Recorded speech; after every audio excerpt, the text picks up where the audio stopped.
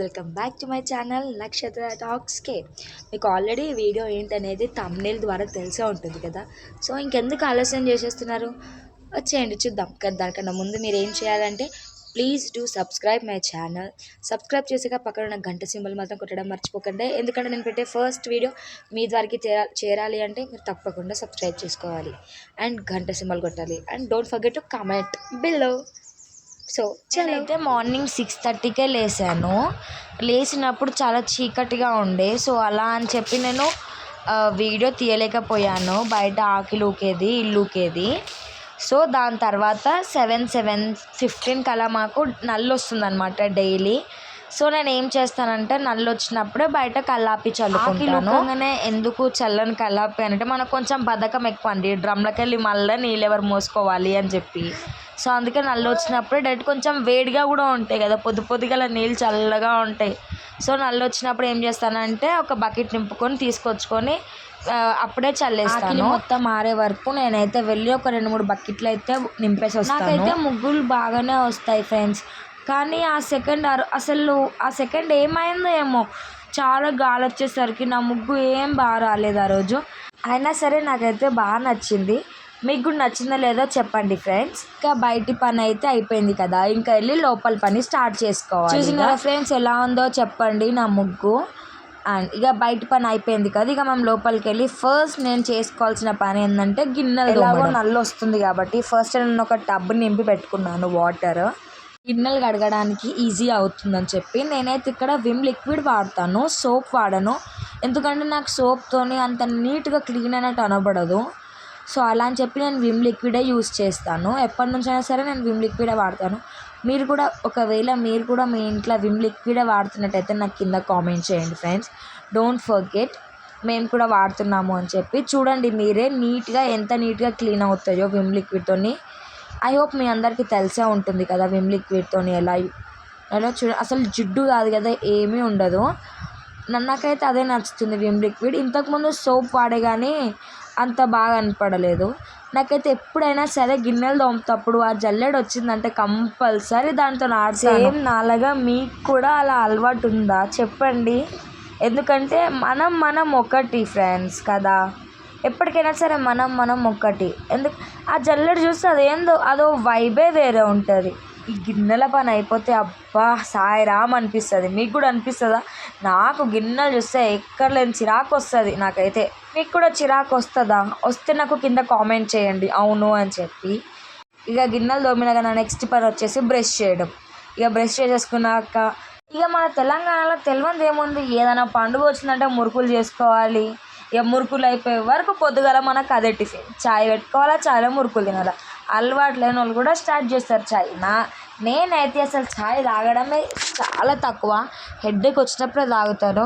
కానీ ఈ మురుకులు ఉన్నప్పుడు అయితే డైలీ చాయ్ తాగుతాను. మురుకులు అయిపోయే వరకు ఇక అదే టిఫిన్ అనుకోండి. ఇక మనకి ఇక చాయ్ అవుతుంటే ఇక మనం ఇక రెండో పని చేయాలి. ఇక ఆడవాళ్ళు అంటేనే అంతే గైస్, ఉన్నవి 2 చేతులు కానీ చేసే పనులు మాత్రం 4 చేతులతో చేసినట్టు ఉంటుంది. 4 కాదు ఇంకెక్కువ కూడా అనుకోవచ్చు, 16 చేతులు అంటారు కదా. సో అలా అనుకోవాలి. ఇక మళ్ళీ మన చిన్నోడు లేచిండు అనుకో, ఇక అది కూడా కాదు ఇక నాకు పని.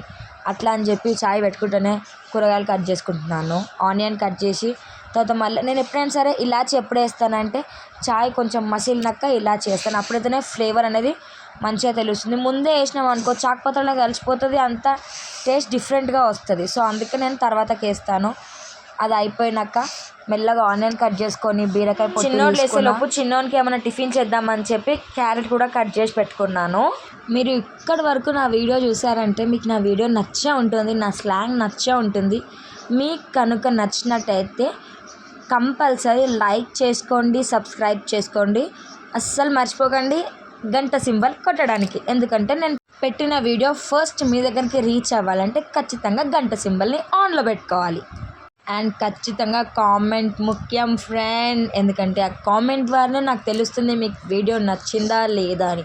ఒకవేళ మీకు వీడియో ఇలా నచ్చట్లేదు అనుకుంటే మీరు చెప్పండి, ఈ కంటెంట్ చేయండి సిస్టర్, ఈ కంటెంట్ చేయండి అంటే నేను తప్పకుండా మీరు చెప్పిన కంటెంట్ చేయడానికే ప్రయత్నిస్తాను. ఒకవేళ నాకు ఆ కంటెంట్ నాకు తెలియకపోయినా సరే తెలుసుకొని నేర్చుకొని మరి మీకోసం నేను మీ ముందుకు తీసుకొస్తాను. నేను మీకు చెప్తూనే ఉన్నాను కదా, చిన్నోడు లేచేలోపు మన పని అంతా అయిపోవాలి అని చెప్పి. నేను ఇలా బీరకాయ కట్ చేసి సామాన్ అంతా సదురుతున్నా అయిపోయింది. చిన్నోడు లేచాడు, ఏడుపు సప్పుడు వినిపించి అమ్మా ఏడుపనాడ పెట్టి ఫాస్ట్ డబ్బున్న చిన్న దగ్గరికి వెళ్ళి వాడికి కొంచెం ఫీడింగ్ ఇచ్చి వాడిని తీసుకొని వచ్చాను.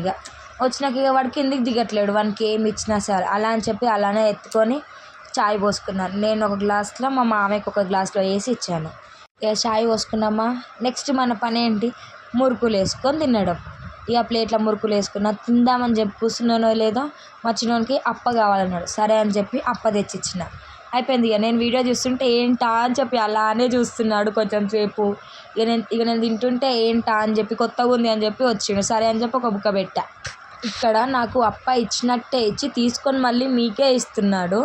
చూడండి, తీసుకోండి, ఎవరు తీసుకోవట్లే ఫోన్లోకి వెళ్ళి అని చెప్పి తీరా రిటర్న్ తీసి కింద పడేసాడు. అలా ఒక 1/2 అవర్ చిన్నంతో టైంపాస్ చేశాక మా మామయ్యకి ఇచ్చానమాట.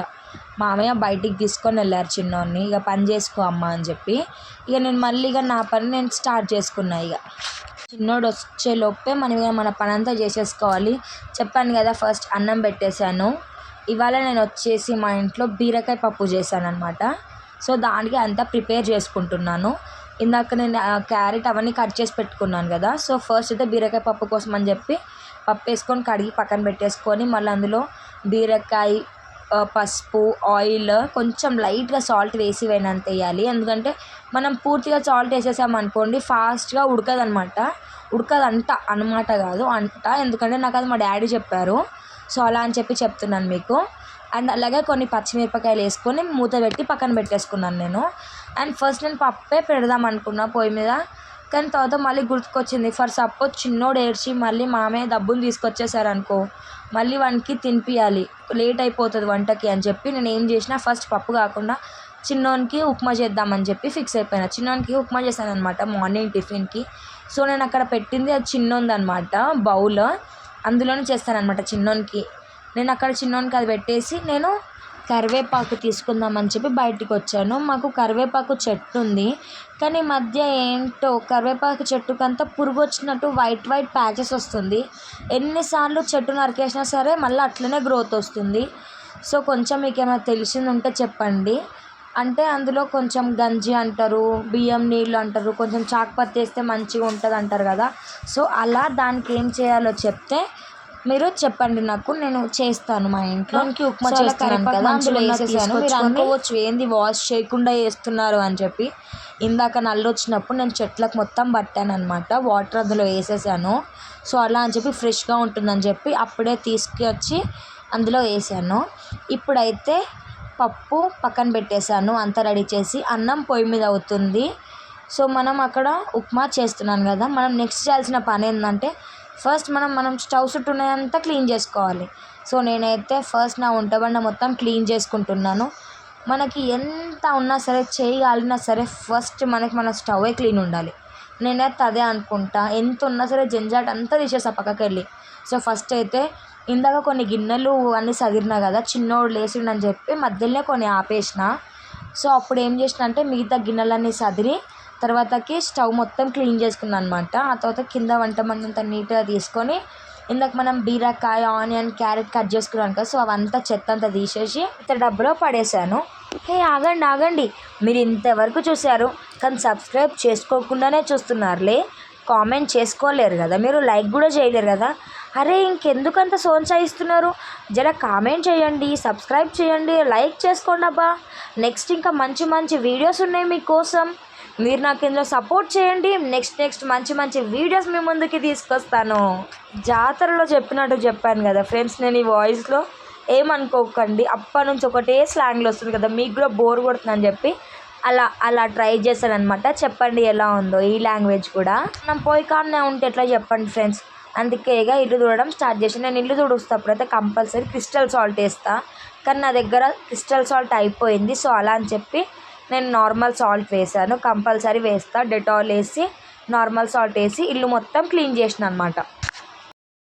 నేను ఇల్లు మొత్తం దూడ్చేలోపు అక్కడ ఉప్మాకి వాటర్ మసిలినా, ఇక్కడ అన్నం కూడా ఉడికింది.